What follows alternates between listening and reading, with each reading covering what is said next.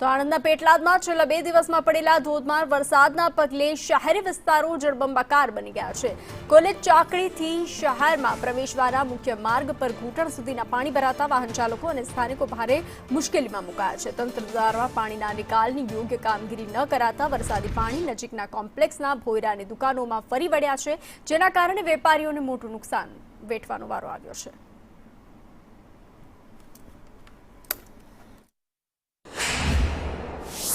પંથકમાં છેલ્લા 2 દિવસમાં પડેલા ધોધમાર વરસાદને પગલે અનેક વિસ્તારોમાં વરસાદી પાણી ભરાઈ ગયા છે।